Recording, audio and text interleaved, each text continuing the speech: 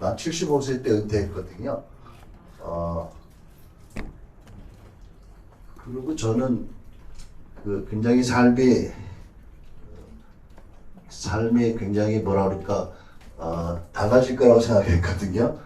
근데 안 달라지더라고요. 안 달라지고, 개교회를 했을 때와는 좀 다른 입장에서 모든 걸 보게 되고 생각하게 되더라고요. 사실은 제가 지금 나누는 이 성화의 복음, 회복, 이 내용이 개교회 할 때는 사실은 별로 이렇게 제 안에 크게 자리 잡고 있었던 주제는 아니었어요. 적은 능력으로 교회를 하다 보니까 많은 것들이 짐이 있잖아요. 별 여유가 없었는데 그래도 이제 교회를 내려놓고 이제 엘리야 사역이라는 이 사역단체만 하다 보니까 관점이 달라지더라고요. 그래서 결국은 책도 쓰고 오늘 이 세미나까지 나온 거거든요. 그러니까 다른 말로 말하면 너무 신비롭게 얘기하고 싶지 않은데 이게 제 게 아니다 이거죠. 하나님 주신 거예요. 저는 캐나다 밴쿠버에 살고 있는데 캐나다 밴쿠버에서 국경을 조금 내려가면은 미국의 벨링엄이라는 최북단 도시가 있거든요. 거기에 계시는 친구 목사님이 있었어요. 장로교 목사님들 소천하셨어요. 몇 년 전에. 사모님이 선지자적인 기름 부으심이 있는 분이세요. 근데 이분이 언젠가 한 3년 전인가 2년 전인가 이제 마지막으로 만났을 때 뭐 여러 가지를 예언해 주시면서 심지어 조용한 곳에 가서 주님을 기다리면 주님이 목사님에게 많은 말씀해 주실 거라고 그러면서 심지어 뒤통수를 열어서라도 넣어주실 거라고 아주 험악한 보통 그렇게 얘기하지 않으시는 분인데 그랬거든요. 그래서 들으면서 조금 소를 돋는다 그럴까 뭐 이랬거든요. 근데 요즘 그게 무슨 뜻인지 알 것 같아요. 이렇게 강의 준비를 하다 보면 아침에 일어나면 바로 이거는 다시 봐야 될 것 같다는 생각이 든다든지 뭐 이런 것들을 봤거든요. 그래서 늘 그걸 받아요. 받으면 이제 요즘 AI를 많이 쓰니까 그죠? AI한테 작업을 주잖아요. 그러면 또 이 친구들이 주는 답이 자기들이 스탠스가 있더라고요. 고유한 게. 그러면 내가 보기에는 안 맞는 거예요. 그럼 다시 너는 지금 이게 개혁주의 신앙에서 그 바탕에서 내놓은 답 같은데 나는 은사주의 목회자거든. 은사주의적인 목회 관점에서 신학 관점에서 다시 얘기해봐. 뭐 이렇게 해가지고 이제 작업을 하는데 제가 느끼는 게 이게 성령께서 자꾸 나한테 이런 마음을 주시는구나. 그렇게 느끼거든요. 그래서 저는 우리 교회 성도들한테 그런 얘기를 했는데 뭐 내가 하는 설교가 특별하다는 게 아니고 다 그럴 텐데 나도 설교 준비하면서 은혜 받고 설교 준비하면서 말씀을 다시 깨닫는 게 많고 따지고 보면 자전거 앞바퀴 정도로 내가 앞에 가는 것도 거다. 내게 아니다. 나도 받은 거를 나눠드리는 거다. 그래서 나도 수혜자고 나도 그것을 수행할 자다. 이렇게 말씀을 드리거든요. 근데 사실 이것 마찬가지예요. 저는 교회를 하면서 내가 감히 한국교회 전체를 바라볼 위치도 아니었고 뭐 여유도 없었고 의도도 없었거든요.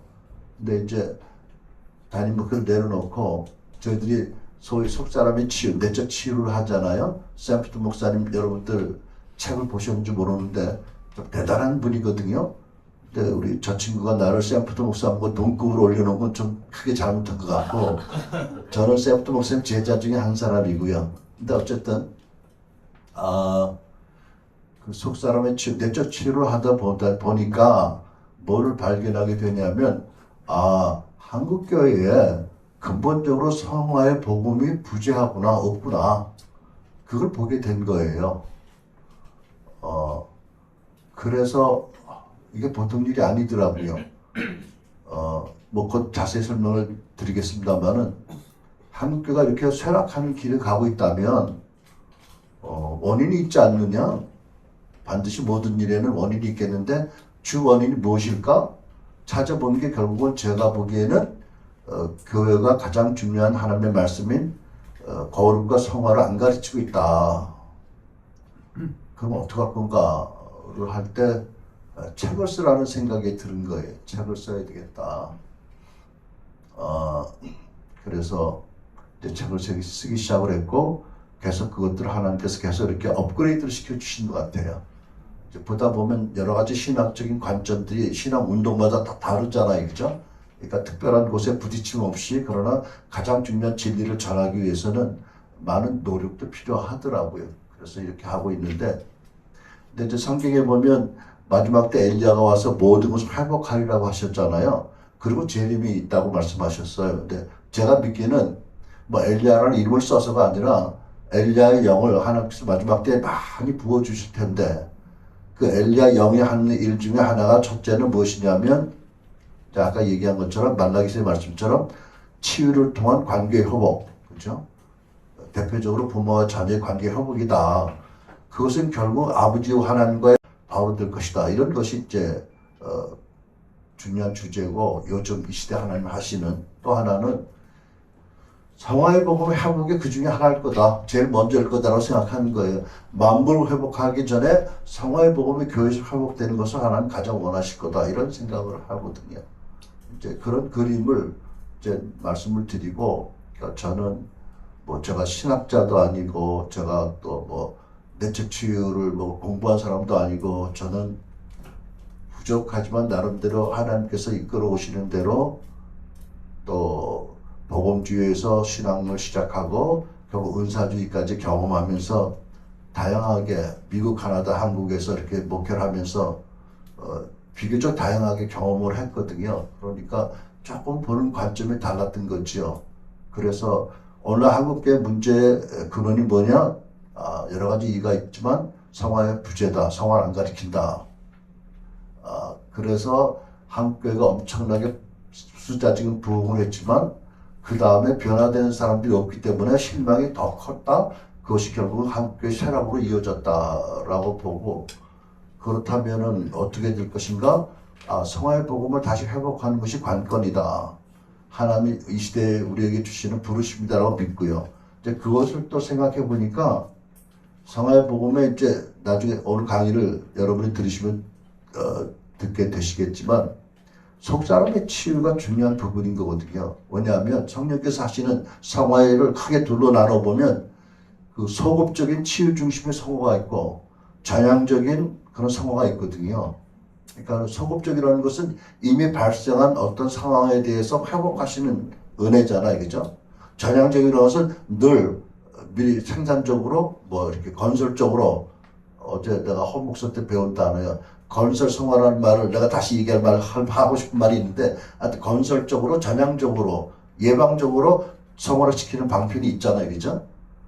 근데 모든 사람이 소급적인 치유 중심의 성화의 은혜가 필요한 것은 우리가 다 예수 믿기 전에 부패한 마음으로 살았고 많은 죄를 지었고 많은 상처를 받은 존재들이잖아요. 그러니까 우리 신분은 완전히 새롭게 되었지만 우리의 마음에는 많은 것들이 있잖아요. 그렇게 예수님께서 더디 믿는 자들이라고 책망도 하시고 그렇죠? 근데 마음으로 믿어 구원 드린다고 해 마음이 굉장히 중요하잖아요. 그러니까 제가 믿기는 모든 크리스찬이 다 사실은 소급적인 치유 중심적인 은혜가 있어야 된다. 많은 찌꺼기들이 있다. 쉽게 얘기해서 그렇죠? 이 찌꺼기를 가지고 주님을 모시기도 합당치 않고 성화되는데 결정적인 어려움이 된다. 이 찌꺼기를 제거하는 것이 말하자면 예수님 씨뿌리는 비유에 말씀하면 옥토가 되는 과정이 있고 뭐 속사람의 치유라고 생각하는 거죠. 그래서 속사람의 치유가 정말 필요하다라고 생각을 하는데 그렇게 책을 쓰다 보니까 어떤 질문이 생기냐면 그러면 속사람이 그렇게 중요한데 그러면 속사람에 대해서 그 한국교회가 얼마나 열려있느냐 아니면 네가 얼마나 접근하고 있느냐 얼마나 잘 전하고 있느냐라고 할 때 드릴 말씀이 없는 거예요. 너무 한국의 전체 비하면 아주 소소한 운동이잖아요. 그죠? 그래서 제가 사실은 저도 이게 한국 엘리야주로 한번 사표를 내고 우리 후임자를 세워서 은퇴를 했거든요. 그때 돌이켜보니까 제가 하나님 말씀 잘못 들었어요. 근데 그때는 굉장히 진지하게 듣고 내가 물러서는 것이 마땅하다. 이것이 이 사역을 위해서 필요하다고 해서 진지하게 물러섰거든요. 특히 제가 나이도 많지만 캐나다 살고 있으니까 주로 한국 사역에 이제 사역자들이 있는데 이게 소통과 관계하기 어렵잖아요. 그래서 한국에 있는 조업부를 세워야 되겠다 세웠거든요. 근데 결국 내 책임이죠. 내가 잘못 들어서 잘못된 때 결정을 한 거예요. 그래가지고 결국은 그분도 상처받고 그분은 나가게 되고 나는 다시 리콜을 당한 거지요. 그래서 제가 이제 내가 어떻게 이 사역을 그러면 한국 교회를 위해서 써야 될까 할 때 공개하자라는 마음이 든 거예요. 공개하자.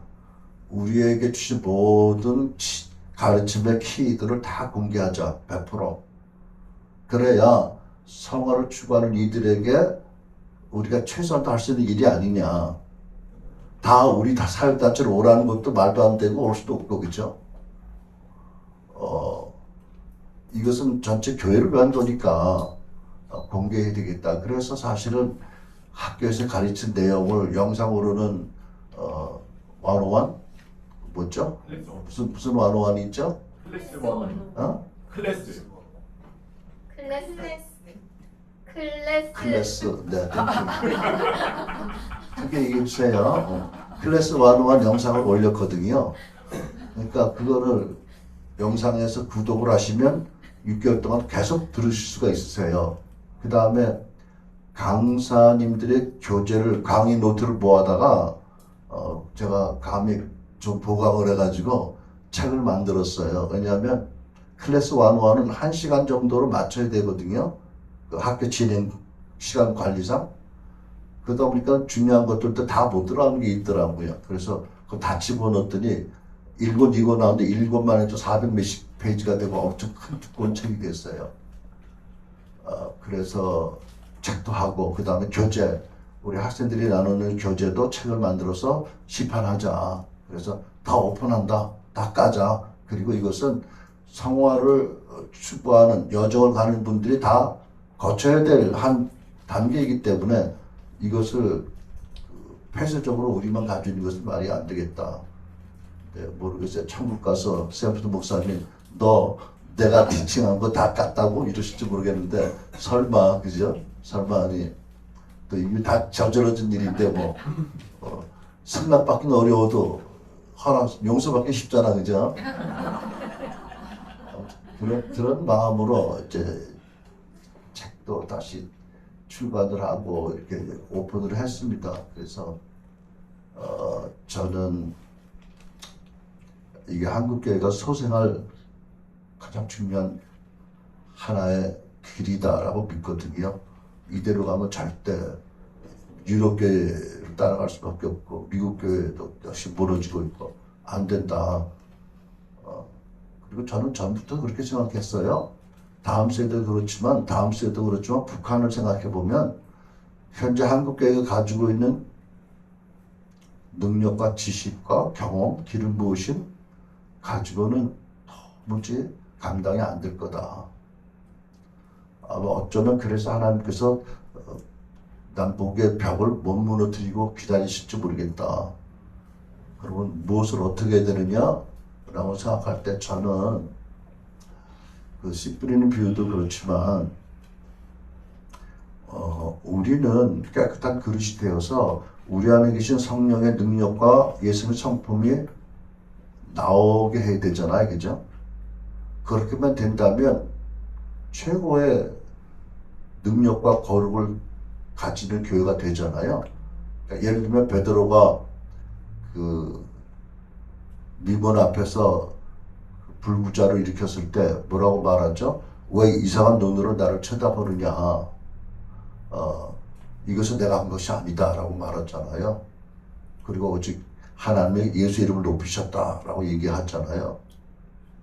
우리의 능력과 우리 경건이 아니라고 분명히 얘기했거든요. 아니죠. 그 양반이 불과 열흘 전에 예수님 부인했던 분인데 뭐 11세에 얼마나 뭐 사람 달라졌다고. 단지 성령이 충만히 임하시고 또 한 가지 성령께 온전히 자기를 드릴 수 있도록 깨어진 사람이었잖아요. 그죠? 그러니까 그런 역사가 일어났다는 거잖아요. 그러니까 북한 가서 우리가 미문에 안중병 일으키려면 다른 게 없고 깨어져서 성령께 온전히 위탁하면 되잖아요. 그죠? 그게 첩경인데 그런 메시지는 내가 보기엔 잘 안 들리는 거예요. 너무 좀 뭐랄까? 아무튼 마음에 안 드나? 어쨌든. 근데 제가 보기엔 그런 거 초대교회 거룩한 능력은 결국은 깨어진 심정으로 자력주의를 포기하고 성령께 온전히 자기를 들여서 성령으로 말미암아 예수 그리스도의 능력이 나타나는 거잖아요. 그렇죠? 심플한 건데 사실은 우리는 상당히 심플한 것에서 멀리 가 있는 것 같아요. 그런 관점이 있어서 제가 이제 이렇게까지 왔다 하는 것을 말씀을 드리는 거예요. 그러니까 나 그냥 무명으로 시작해도 된다 왜 이러지? 여러분들 마음을 좀 열려고 그러나? 그래가지고 열릴까? 열리나? 열리세요? 네. 죄송합니다. 여러분, 첫 번째 1강, 몇 시까지죠? 12시까지입니다. 12시? 네. 12시? 네. 저 시계 닫아. 빨리 하도록 하겠습니다. 네. 1강의 제목은 위기의 한국교회 왜 이제는 상황인가입니다.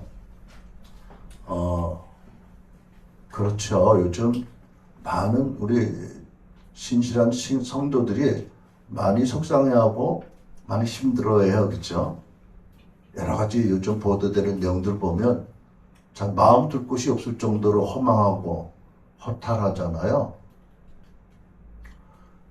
결국 한국교회가 쇠퇴하는 여러 가지 모습 중에 하나인 거잖아요. 그렇죠? 왜 세계적인 교회 성장을 자랑하던 한국교회가 이렇게 급속도로 무너지고 있나? 왜 예수님을 믿으면서 교회 안 나오는 이들이 그렇게 많아졌나? 코로나 때문인가? 그건 아니잖아요. 그렇죠?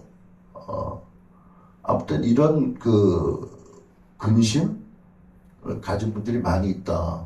저도 그렇고 여러분도 그러실 거라고 믿습니다. 그러니까 이 자리에 오신 거죠. 그렇죠? 그러니까 여러분 이 자리에 오신 건 참 대단하신 거예요. 뭘 보고 뭘 믿고 오셨는지 모르겠어요. 하지만 가실 때는 분명히 하나님께 감사하고 가실 거라고 믿습니다. 내가 거룩하니 너도 거룩하라고 말씀하셨잖아요. 근데 우리는 이 말씀이 엄청 부담스러워요. 그죠? 저도 마찬가지거든요. 저도 고백할 수밖에 없는 게 누가 나한테 당신이 성화를 가르쳐? 라고 질문하면 답할 게 없어요. 있어. 사도 바울이 그랬잖아. 죄인의 괴세라서 복음 전한다고. 나도 똑같아. 죄인의 괴세라서 내가 성화의 복음 전하는 거야. 이거밖에 할 드릴 말씀 없어요. 자격이라고 말할 수 있는 게 없는 거예요. 그죠? 그냥 부르심을 따라 나의 나됨은